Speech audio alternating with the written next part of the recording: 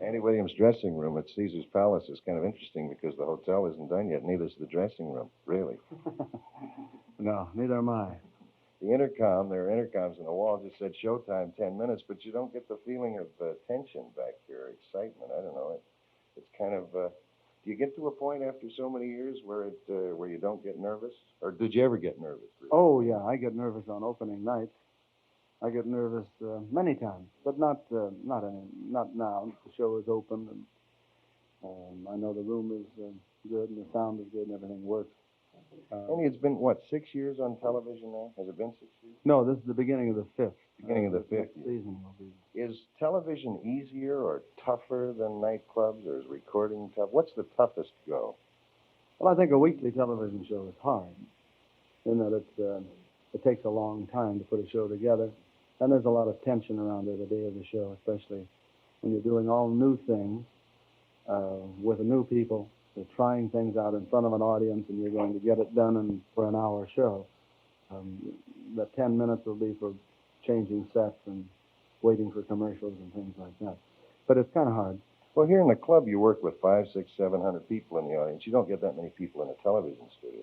No, we get maybe 300, 400. You do work that big a crowd, so you get the same reaction, really, that you get in the nightclub. There's enough people to get a reaction. No, that isn't the problem. The problem is that the people are separated from the performer by microphones and booms and people and cable pullers and all of that kind of thing. So you don't make any contact with the audience. The live audience misses things. It's much harder. That's why that informal part of my show, which is in the audience, is easier to do and works probably better as far as audience reaction, because the cameras aren't between the audience and these ends. Now the cameras are on the other side. And then there's nothing blocking the audience and the performer, and it works a lot better. Nightclubs are good in that respect, that you're working right to a group of people. I've just come back from a tour. We finished a tour of 14 cities with Henry Mancini, where we worked to as many as 30,000. Is that tough, a big group like that? No, it's just the same thing. Is that right? In fact, it may be easier. Oh. If you don't panic. I would. The Andy Williams brand of whatever it is, charm on television, is much more than singing. I don't know. I watch the show at every opportunity, and there's something else there. It's a kind of, I don't know whether it's a rapport, a relaxed thing, or call it a magic. I don't know. Have you any idea what it is? Because a lot of performers can't do it, whatever it is. And the thing that comes to mind is John Gary just replaced Danny Kaye on the summer, and John sings well, but there's something about, it's more than singing, it's more than musicianship. There's some sort of an understanding that television viewers feel, I think, with a performer. And obviously you've got it. But do you know what I mean? Do you know what it is? I know what you mean, but I know that in movies, a movie star, a long time ago when the studios were really building stars, much more than they do now. Now there's more independent productions and stars happen along. But a few years back, MGM, for instance, to take a studio, would set out to build certain stars. And they would put Clark Gable in 30 pictures in, 2 years or something to get him accustomed to movie acting. And some people had it, and I don't mean some people were good actors and some bad. Some people had this intangible magic or whatever it was, and other ones didn't. There's nobody that knows what it is. I don't say that I have it. You say I have it. Marilyn Monroe certainly had it. All of the big movie stars that we know today have it. There's something that communicates through a screen or through celluloid or through something, through film, that makes the person watching it believe that other person. We're talking about what it is. Before you got here, and I mentioned something that might be of interest to you. I have a 72-year-old grandmother who's foreign-born, who is the greatest Andy Williams fan in the world. And what this means to me is that Andy Williams, some way on television, is all things to all people. Men dig him, respect him as a man.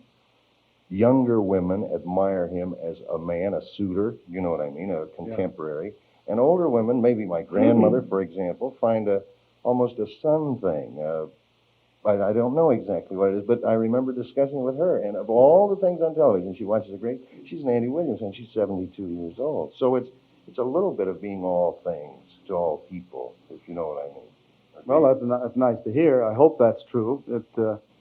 Our television show, we try and aim at a whole family because most people viewing at home do have families, and there'll be children, and there'll be older people, and then the mother and father involved in the situation. And if we can, you can't please everybody, that's for sure. But I think you can, and I think many times you do. Maybe not even knowing it, but I think you do. Really. Well, our aim really is to do a family show. Not necessarily make it so saccharine that people that are diabetic can't watch it, but to make it. I don't think you have to be necessarily the Pat Boone image to have a family show. I don't think the average American family is square. I think they're kind of hip with what's going on now. They've seen too much. They've seen more than enough through television, through movies. The means of communication now are such that there are no areas in the United States where there are hillbillies anymore, or there are illiterates. Television has brought the whole thing in. I'm not saying that the mental average of the television viewer is omnibus. They've proven that shows like the Beverly Hillbillies probably have a better chance. I don't know whether it's because the mentality of the viewer is Beverly Hillbillies or because they like that kind of show because somehow maybe those people communicate again. Mm-hmm. The same thing we were talking about before.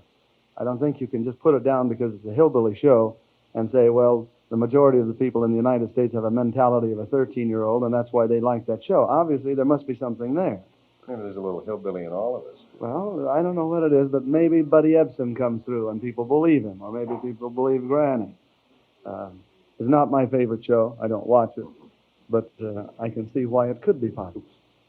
I know you've got to go. I just want to ask you one or two other things. I know you're very busy I know you're in Monaco doing the big Red Cross benefit not too long ago with any number of entertainers that Princess Grace does every year. Yes, that was fun. And aren't you and Bobby Kennedy quite close or quite friendly? Or? Well, we're not quite close. We see each other every once in a while. We go skiing together, and my wife and I visited him recently in Hyannisport when all the Kennedys were there.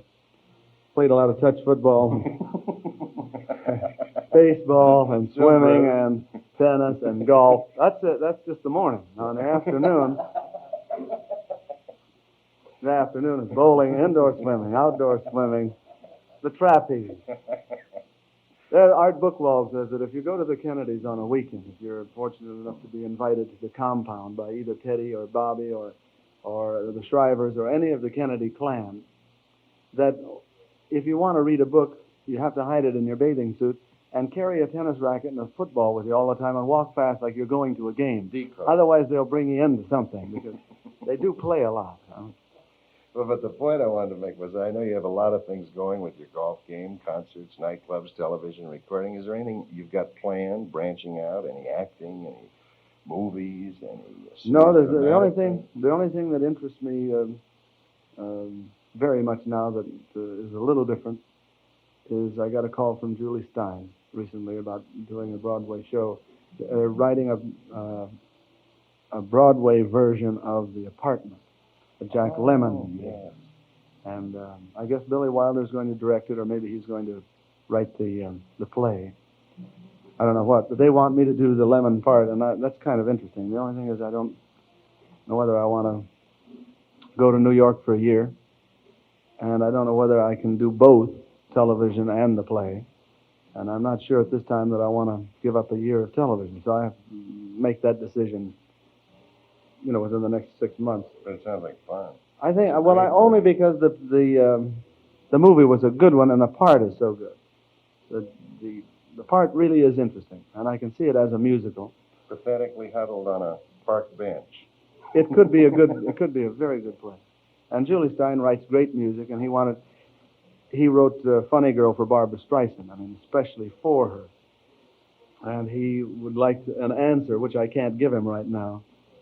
And if I would say that I would do it, then they would write all the music for me, in mind. Because people have styles, and I can sing certain ranges and things that some singers, they wouldn't write for as an average. So, also they can sing they could write more powerful jazz things than they would ordinarily write. So when you stylize something, write something for someone in particular, it's bound to suit them a little more than just writing it for a male. Well, I'm sure singer, Funny actor. Girl, for example, they thought of Streisand when they put that. Well, they together. wrote it for That's Streisand. it. Randy, I've held you up long enough. Thank you so very much. Thank you. Enjoyed it. Pleasure.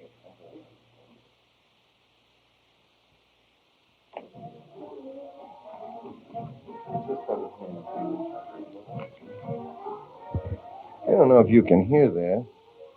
That's Woody Herman's band on stage at the Tropicana. And we're backstage, actually directly behind the stage in Mel Torme's dressing room. Hi, Blackie. How are you? Blackie Hunt of the team of Ross and Hunt. I'm doing a radio program. Say hello. Oh, hello, Frank. How are you? I'm all right. How are you? Well, fine. And Swell. very nice of you to ask me how I was. Where's Frank? Frank is on the other side of the stage. He's changing as I am. Are you going on or coming off? I just got here. Just coming off. Just Oh, coming off. wow. How are you, otherwise? Good. How's everything up your way? Everything is very well indeed. I'd like to say hello to you again because it's nice to see you, Jack. Listen, I want to say hello to you again. Oh, now, will don't you do please that. get out of here? Okay. Bye. Meet the strangest people backstage. Blackie Hunt used to be with the Characters, and Frankie Ross used to be with the Mary Kate Trio. And when the Mary Kate Trio broke up, Blackie left the Characters, and they formed the team of Ross and Hunt. And they're on the bill with Mel Torme and Woody Herman. As I said, you can hear Woody's band. And Mel Torme at this very moment is putting on his necktie. And that's You lie, I'm putting on my pants. I didn't want to say that on the radio. In this age of permissiveness, frankly, Jack, I think it's perfectly presentable and proper to say that a man is putting on his pants. In this days of a town where you live, where the topless is all the rage. We're a little late, so good night, folks. How's everything with you? How do you like working with the Herman band? Oh, it's the greatest of all time. You can't believe it. Is he still goofy about shoes? Yeah, I didn't When know I that he knew had a Woody, he shoe had fetish. 300 pairs. Not a shoe fetish. His dad's in the shoe business. Oh, that's right. Woody had about 200 pairs of shoes. That is And you correct. wouldn't be one to discuss fetishes and collections and weird stuff like electric trains and model airplanes and Nazi armbands. No, not Nazi armbands. Now, wait a minute. Well, then take it off. Take it off. Just a minute. I gotta tell you this. Who was it? I don't know whether I told you this before. Charles Aznavour. I was talking to Charles Aznavour some months ago, and I said, "Who is your favorite singer in the United States?" And he said, "I feel that the finest vocalist in the United States, they do with an accent, is Mel Torme." Did I ever say that? Yes, you did. As a matter of fact, he came in to see me one night when I was playing in Miami. He was on the way to South America to do a picture. And I was a tremendous fan of his because I'd seen him in Shoot the Piano Player and, you know, some of the French films that he had done. And he came backstage, and it was a total amazing, marvelous surprise to me. And he was very kind then, you know. So, Who's your favorite singer? well, it's kind of a toss between Frank Sinatra and Fred Astaire. Come on. No, I'm not kidding. As a matter of fact, I think Astaire's got the edge. I always felt that Fred Astaire had the greatest approach to singing a lyric, to making, for instance, a love lyric, even a torch song like One for My Baby, which he sang in a picture called Sky's the Limit. For some strange reason, he's able to give it a light feeling, not make it sound like the tragedy that it really isn't. You know. He's got no voice.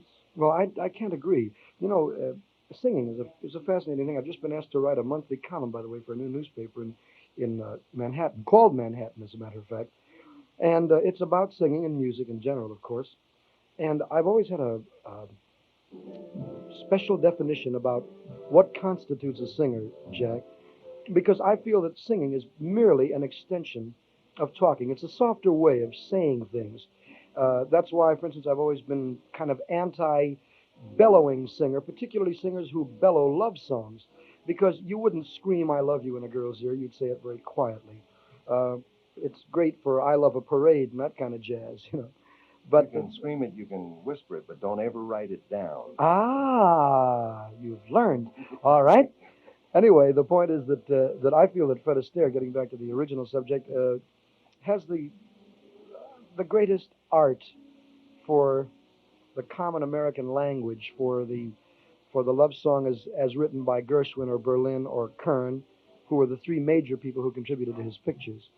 And of course, I mean, Sinatra is Sinatra. Yeah, by himself. I think so. Hey, let's be brutally frank. Let me give you 6 vocalists. Tell me what you think of them. Honestly, all right? All right. Tony Bennett. I love Tony Bennett singing. Really do. I think he's great. Another successful singer, Robert Goulet. Well, Bob's a kind of a friend of mine. I've never been an enormous fan of his as a singer, but I think that Bob Goulet's impact is not necessarily his voice, but his overall looks, his demeanor, his image, his presence on the stage. I think he's much greater in person, for instance, or in a movie, than he is on record. Jack Jones. Oh, he's beautiful. Yeah, I think Jack. He's too much. Anthony Newley. Well, again, Newley is one of those marvelously specialized talents. I have the same kind of respect for Tony Newley. Now, you're going to laugh when I say this, but you may see the analogy, Jack. I think that Anthony Newley and Roger Miller are kind of in the same bag, even though they're from different countries and their work to the outward eye appears dissimilar. Because I think they're both marvelously prolific as singers and writers, and everything that they both do smacks of authenticity. That's why I'm a fan of Miller's and a fan of Newley's. I'm not really a great fan of Newley's as a singer, but as an overall talent, I think he's miraculous. Right, how about Andy Williams? Again, well, no, in Andy's case, I would say that his forte is singing. And I think he's got one of the purest approaches and techniques to singing that I know of in the business. I've heard Andy be extraordinarily exciting. I've also heard him lapse into a kind of what I call a ballad phase of his career, which is beautiful. Mm-hmm. But I know that the power's there. Andy's like he's like a 300 SL. You know that it's under the hood. If you have to step on the accelerator. Even if you're in town at 30 miles an hour, it's there. It's always there for you. Right. John Gary. What about John? Well, I don't really know a great deal about John Gary's work. I've seen him work, as a matter of fact, at the Hungry Eye. That was the first time I'd ever seen him there. I think he's a very talented man. He sings a bit straight for my tastes, but I do think he's got a very good instrument, a very fine musical voice, and I can understand why he's as popular as he is. Did any singer influence you greatly in what you do? At any stage of the game, anywhere along? I think that all singers have been influenced by Frank Sinatra, whether they care to admit it or not. I'm talking about even singers who are extreme stylists like Frankie Lane. We've all been influenced by Frank, and I'm certainly no exception. I think that in her early days, Ella influenced me a great deal. She hasn't influenced me in many, many years. But I must say that beautiful part of singing is that I'm still learning, Jack, and I find that people that I listen to, I glean something good from. I don't mean that I take it. I try to not use anything that I've heard another singer do. But I do glean taste, ideas, which I formulate into my own bag, so to speak, from almost all good singers. I'm very flattered to say that, for instance, you mentioned Jack Jones. So Jack Jones has, on more than 50 occasions, said in public that I'm his inspiration and that if there's any singer that he emulates, it's me, Well, I don't think that's true. I think he likes my work. I don't think he emulates me. I think he's got a marvelous thing going on his own. And I feel that what I have going, which is, they say, reasonably unique and different as far as the singer is concerned, I have derived from listening to good singers. Buddy Greco told me once that he was most influenced by Billy Eckstine and Dinah Washington. And he further said, and this fascinated me, that he got a big kick out of traveling and hearing guys doing Buddy Greco, even in Europe and Australia. Have you ever gone anywhere and heard somebody doing Mel Torme?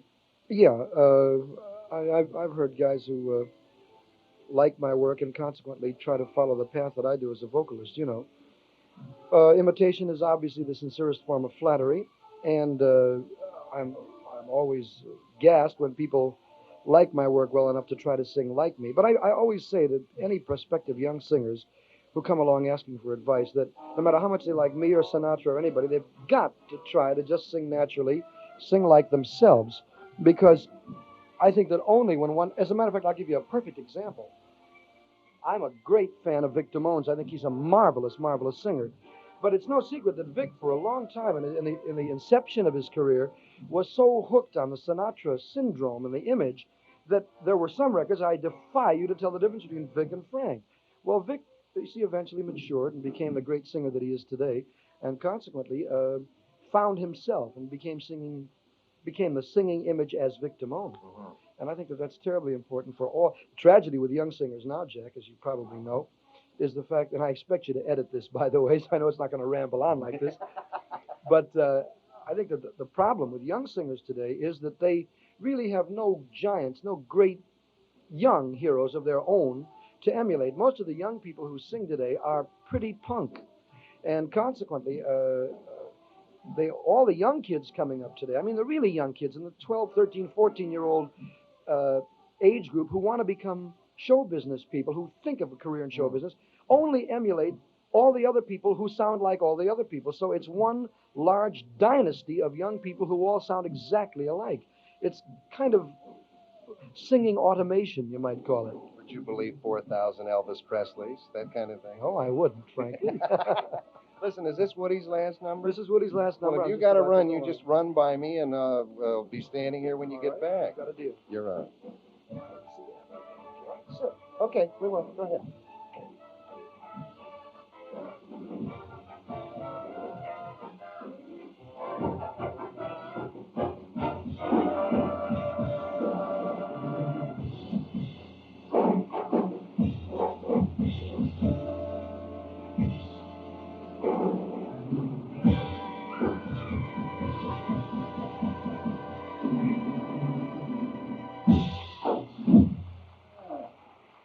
Montana, trombone.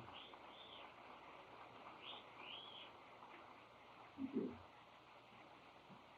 Thank you very much. And now, ladies and gentlemen, we would like to have you meet the star of our show. It gives me a great deal of pride to introduce this young man because I've had the good fortune of watching his progress and his success over a period of years, and I've known him since he was just a lad. So it does this old heart good now to introduce probably the most musicianally singer in the whole world, Mr. Melvin Tormé.